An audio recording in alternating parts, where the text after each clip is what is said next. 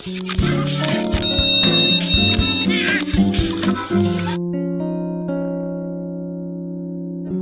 selamat siang. Perkenalkan, nama saya Erniati, kelas D, jurusan Pendidikan Agama Kristen dengan NIRIM 10/2019-6887. Pada video kali ini, saya akan membahas tentang masa perkembangan dewasa tengah, dengan bertujuan untuk memenuhi tugas akhir psikologi perkembangan yang diampu oleh Ibu dosen Meriadeng.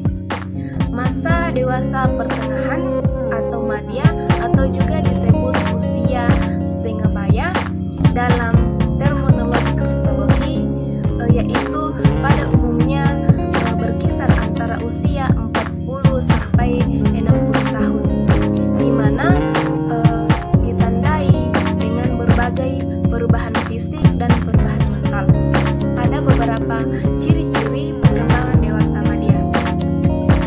Yang pertama, masa yang ditakuti, di mana masa ini mengalami kemunduran. Yang kedua, masa transisi, di mana masa ini juga mengalami kemunduran, di mana dewasa mengalami kemunduran. Yang ketiga, masa stres. Keempat, masa penyesuaian kembali, adanya penyesuaian terhadap kondisi yang berubah. Yang kelima, masa keseimbangan dialami mereka yang berusia setengah umur namun masih mengalami goncangan dalam penyesuaian diri. Ada beberapa tahap perkembangan dewasa madya. Yang pertama, perkembangan fisik pada usia 40-an mulai mengalami perubahan, yakni adanya penyesuaian diri terhadap fungsi fisik yang mulai mengalami penurunan. Tidak sekuat pada tahap sebelumnya, aliran darah ke mata berkurang, terjadi perubahan peralihan, stabilitas emosi dan kepribadian berkaitan dengan penurunan kesehatan.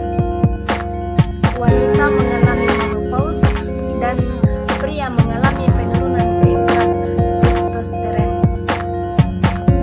Yang kedua, perkembangan kognitif. Pada perkembangan ini, umumnya seseorang akan mengalami penurunan daya ingat. Untuk mengatasi hal ini, seseorang perlu atau sering menggunakan otak untuk membaca dan bekerja. Kay mengatakan bahwa perkembangan kognitif memiliki 3 tahap, yaitu yang pertama, tahap tanggung jawab atau responsibility stage, merupakan tahap yang terjadi pada dewasa awal dan dewasa parubaya ketika mulai memberikan tujuan jangka panjang dalam masalah-masalah yang berhubungan. Yang kedua, tahap eksekutif atau executive stage, di mana masa ini dewasa parubaya atau dewasa tengah mulai mengalami banyak atau mulai menghadapi banyak tingkat hubungan yang kompleks dan mulai bertanggung jawab terhadap kehidupan sosialnya. Biasanya individu tersebut telah mencapai puncak karirnya sehingga memiliki pekerjaan yang mapan, termasuk peran dan tanggung jawab yang lebih besar daripada sebelumnya dalam organisasinya yang telah dirintis sejak masa dewasa muda. Yang ketiga, masa reorganisasional atau reorganisational stage. Tahap ini perkembangan kognitif pada orang dewasa. Awalnya tidak ada fase sebelumnya, akan tetapi ketika masa berumur panjang, menurut adanya klarifikasi yang membagi masa dewasa akhir menjadi 3 bagian. Mereka dalam tahap ini mereka juga menyusulkan. Dan yang terakhir dari tahap perkembangan dewasa media yaitu perkembangan emosi, sosial, dan moral. Perkembangan emosi, sosial, dan moral pada masa ini berkaitan sebagai berikut. Yang pertama, pernikahan dan cinta individu menuju atau berada dalam kestabilan.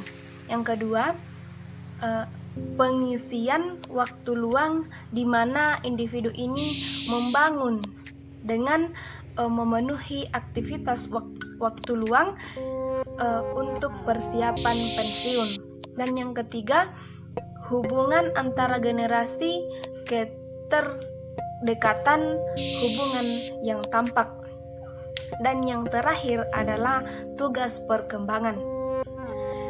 Yang pertama, menerima dan menyesuaikan diri terhadap perkembangan fisik dan filosofis. Yang kedua, menghubungkan diri sendiri dengan pasangan hidup sebagai individu. Dan yang ketiga, membantu anak-anak remaja belajar menjadi orang dewasa dan bertanggung jawab. Berikutnya, mencapai dan mempertahankan prestasi yang memuaskan dalam karir pekerjaan. Berikutnya, mengembangkan kegiatan-kegiatan pengisi waktu senggang yang dewasa. Dan yang terakhir, mencapai tanggung jawab sosial dan warga negara yang sepenuhnya. Sekian dari penjelasan saya, kurang lebihnya mohon dimaafkan. Sekian dan terima kasih. Shalom.